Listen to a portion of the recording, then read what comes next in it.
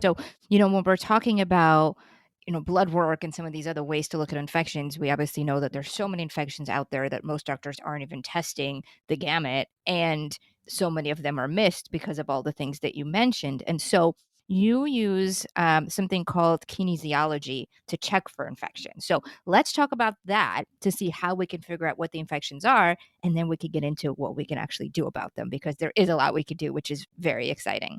Yes, testing the body energetically through muscular contractions and relaxations.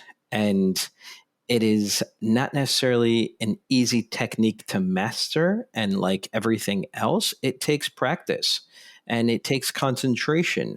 And so, for example, when we think about each one of us, if we want to open and close our hand and make a fist, we don't have to know the anatomy or physiology involved in making that fist.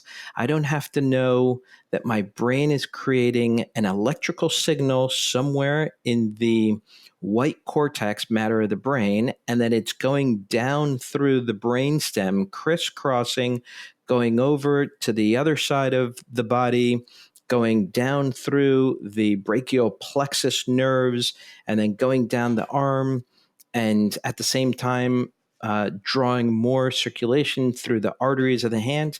I don't need to know any of that physiology or anatomy in order to open and close my hand. All I need is the intention to do so. And so let's think about that for a second. We talk, walk, do all of these, normal things just by thinking about it. We don't understand the biology, physics involved. And so with muscle testing, that's all we need. We need the intention of, let me physically, mentally ask the body, does this individual have an Epstein-Barr virus infection? And so when you ask that with the proper intention, when you are focused, when you are understanding that the body has the ability to respond, then the body will respond. You also have to know what to look for. Are you looking for a relaxation, a contraction of the muscular tissue in that individual's arms, in their legs, in your own body? There are different variations of the technique involved. I personally prefer to use the legs or the arms.